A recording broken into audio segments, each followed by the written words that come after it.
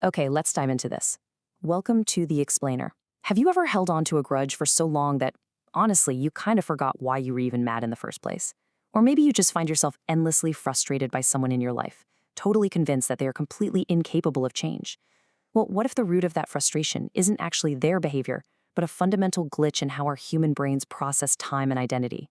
Today, we're unpacking some absolutely brilliant insights from Thomas Alethia's book, 12 Steps to a Good Life. We're going to see exactly how an ancient philosophical paradox holds the absolute key to releasing our most stubborn modern resentments. So, to understand these glitches in our own minds, we actually need to take a little trip back to ancient Greece.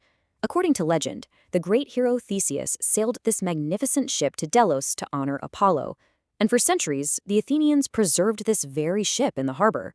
But, wooden ships sitting in water, they inevitably rot.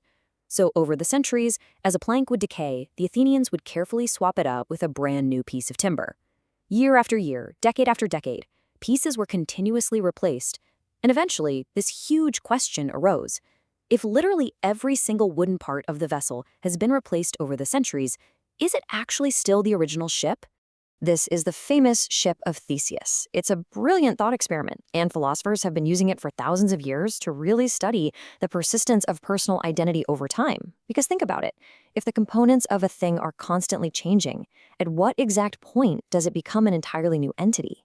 Is the shipness held in the specific wooden planks, or is it in the overall design?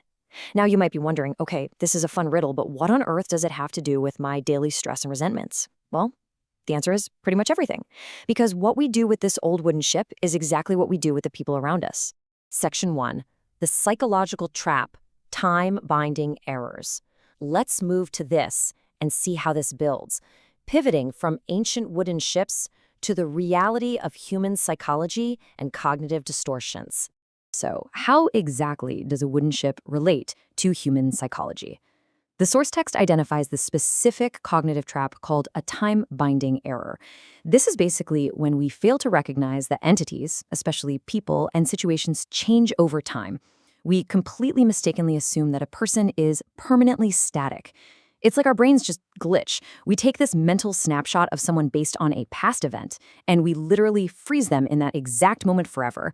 We completely forget that they too are constantly swapping out their planks. Their cells are regenerating, their beliefs are evolving, their circumstances shift, but our mental model of them, it remains utterly frozen in the past. Let's look at how this plays out in the real world. Just glancing at the common time-binding errors right here on the slide, you can see these everyday examples pulled from the source material. You might label a friend as completely unreliable because, well, they flaked on you 3 years ago, completely overlooking the fact that they've been rock solid ever since. Or maybe you assess a coworker's competence entirely based on some mistake they made during their very first month on the job. Or perhaps most painfully, misjudging a romantic partner due to historical missteps. We completely ignore the new planks. We just insist they are exactly who they used to be. Now, what's really interesting about this slide is how it completely reframes our emotional pain. Check out this famous aphorism cited in the book, "Resentment is the poison you drink, hoping someone else will die." When we fall into a time-binding error, when we just refuse to let someone evolve past their worst mistakes, it's not just a moral failing on our part. It is a direct consequence of getting stuck in this cognitive distortion. We are literally drinking poison because our mental model of reality is broken and outdated. The text makes a really crucial distinction here. See, anger is a quick reaction to a present threat, right? It comes fast, it burns hot, and then it fades.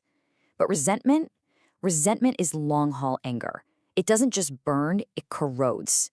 And it's entirely fueled by our failure to update those mental models.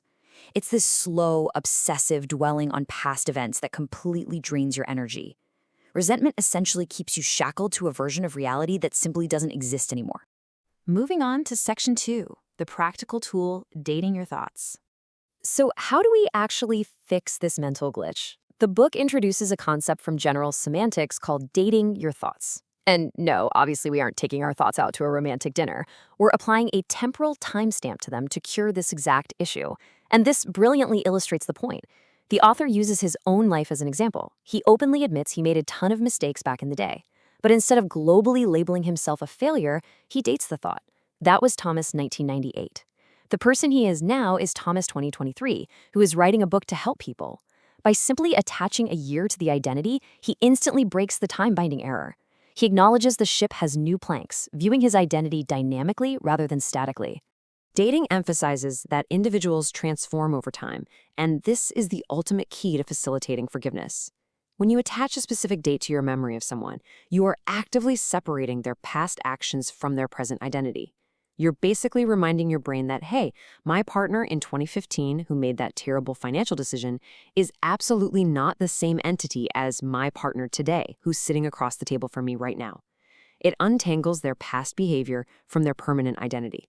Just like recognizing the new planks on the ship of Theseus, it makes it vastly easier to let go of the grudge. And that brings us to Section 3, releasing past resentments. So, the crucial point is how we actually apply this cognitive reframing to our own lives. Here are 3 highly actionable steps derived right from the source. Step 1, identify the grudge.